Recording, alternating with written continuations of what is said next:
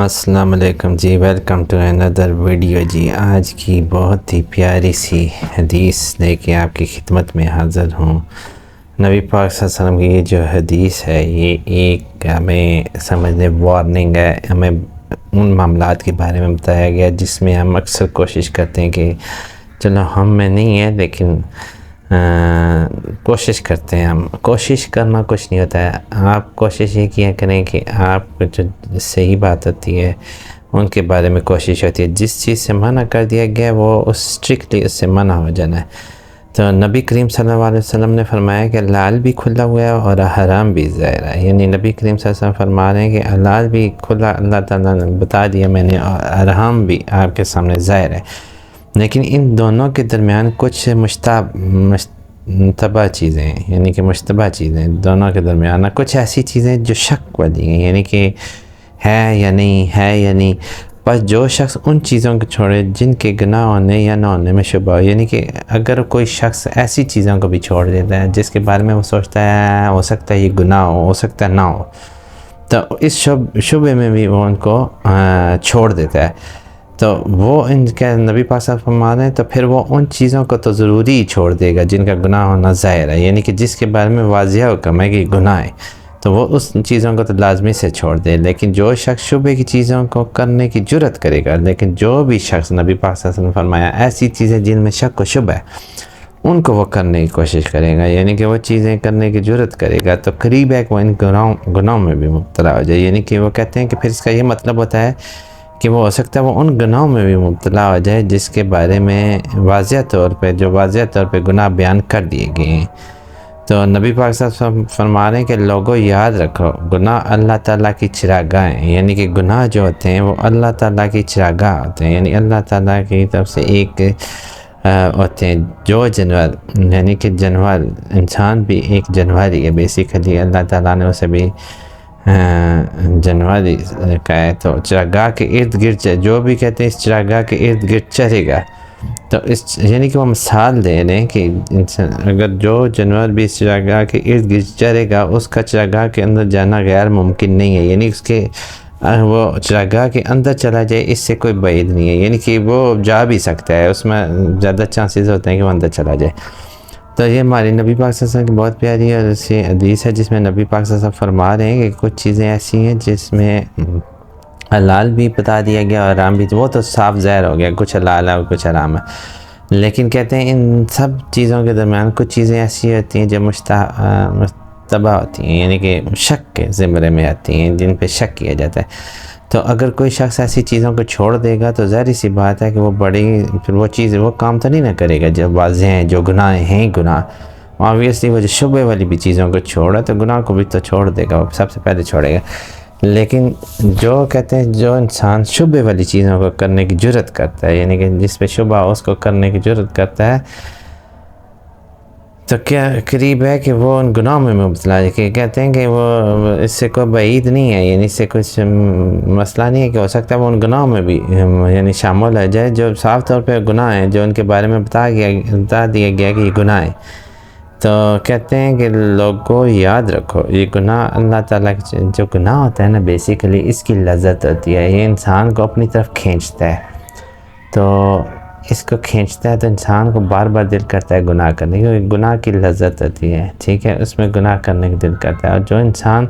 ایک دفعہ اس کا ذائقہ چکھ لے تو اس کا اندر یعنی کہ چکھنا تو اس کے لیے، یعنی اس کو پتہ چل جائے یہ گناہ ہے تو اس کا چکھنا تو اس کے لیے کوشش اسے یہ کرنی چاہیے کہ وہ بالکل بھی ایسے کام میں شبہ والی چیزوں سے بھی دور ہو جائے جس میں گناہ ہوتا ہے۔ تو یہ نبی پاک صلی اللہ علیہ وسلم کی بہت ہی ایسی پیاری سی حدیث ہے جو ہماری روزمرہ کی روٹین میں معاملات کے بارے میں ہمیں بتا رہی ہیں کہ ہمیں اپنے معاملات کو کس طرح درستگی کرنی ہے اور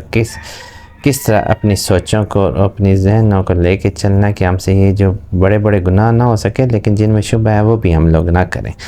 تو اس سے نبی پاک صلی اللہ علیہ وسلم ہمیں روک رہے ہیں۔ تو اس لیے کوشش یہ کرنی چاہیے کہ ہمیں جہاں پہ کوئی گناہ ہم دیکھیں یا ہم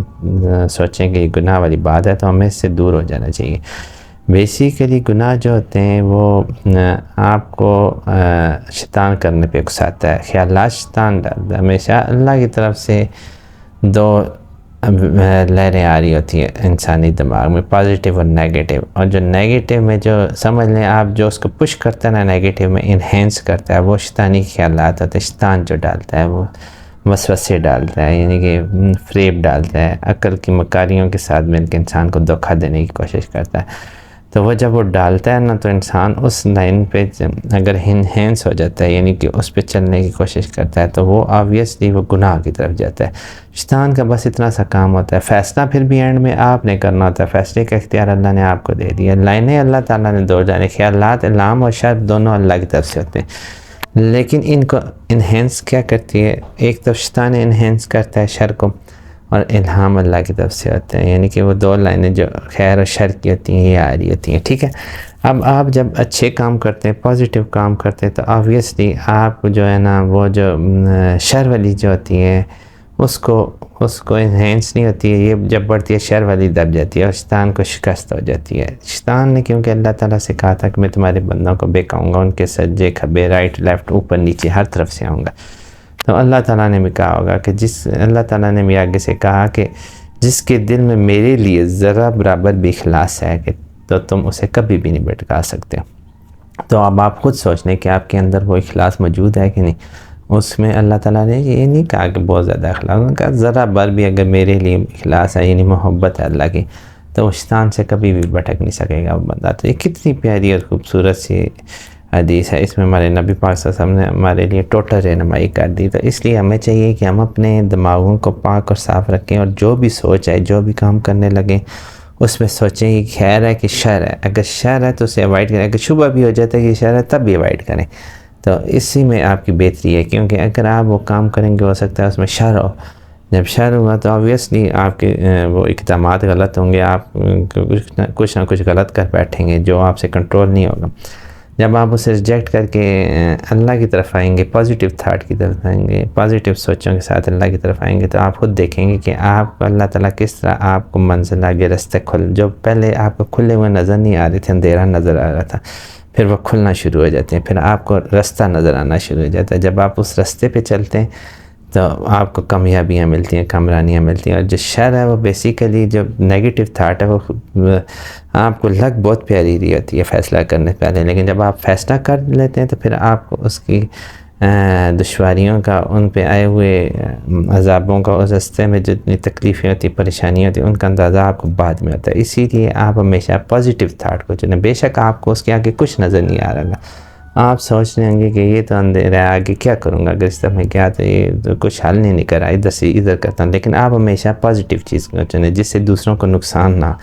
دوسروں کی فلاح و بہبود ہو، جس میں آپ اللہ اور اس کے رسول کے احکامات کی آپ خلاف ورزی نہ کریں. تو آپ اس راستے پہ چلیں گے، انشاءاللہ آپ کو اللہ تعالیٰ کی طرف سے بہترین رہنمائی ملے گی اور آپ اپنی منزل کو پا سکیں گے. اگر آج کی ویڈیو آپ کو اچھی لگی ہو تو لائک اینڈ شیئر کریں، اور چینل کو لازمی سے سبسکرائب کریں، اور اس ویڈیو کو لازمی سے پورا دیکھا کریں، کیونکہ آپ کی موٹیویشن ہمیں اور